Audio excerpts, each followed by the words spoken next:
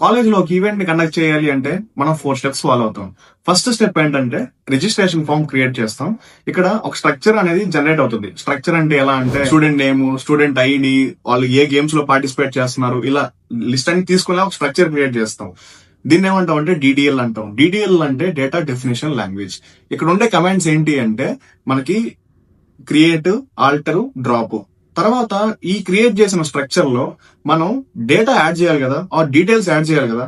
Student ID అయితే గానీ, name గానీ, యాక్టివ్ పార్టిసిపెంట్ డీటెయిల్స్ యాడ్ చేస్తాం కదా.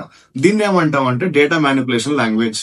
అంటే ఇక్కడ స్టూడెంట్ డీటెయిల్స్ ని యాడ్ చేసుకోవచ్చు, ఎడిట్ చేసుకోవచ్చు, డిలీట్ చేసుకోవచ్చు. దీన్ని మనం డేటా మ్యానిపులేషన్ లాంగ్వేజ్ అంటాం.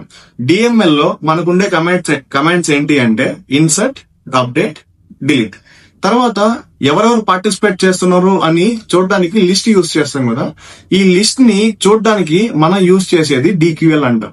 డిక్యూఎల్ అంటే డేటా క్వెరీ లాంగ్వేజ్. ఇక్కడ ఉండే కమాండ్ ఏంటి అంటే సెలెక్ట్. తర్వాత ఈ ఫైల్ ని యాక్సెస్ చేయడానికి అందరికి పర్మిషన్ ఉంటది కదా. ఇలా పర్మిషన్స్ ని కంట్రోల్ చేసేదానికి యూజ్ చేసేది ఏంటంటే డిసిఎల్ అంటాం.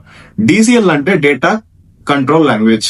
డేటా కంట్రోల్ లాంగ్వేజ్ అంటే పర్మిషన్స్ యాక్సెస్ చేయడం అని చెప్పాం. ఇందులో ఉండే కమాండ్స్ ఏంటి అంటే గ్రాంట్, రీవోక్. డేటాని ఆర్గనైజ్ చేయడమే కదా ఎస్క్యూఎల్ చేసే పని. డేటాని అసలు ఎక్కడ స్టోర్ చేస్తాం అంటే డేటాబేస్ లో స్టోర్ చేస్తాం. డేటాబేస్ అంటే ఏంటి, డేటాబేస్ లో ఎన్ని టైప్స్ ఉన్నాయని చెప్పి నెక్స్ట్ వీడియోలో చూద్దాం.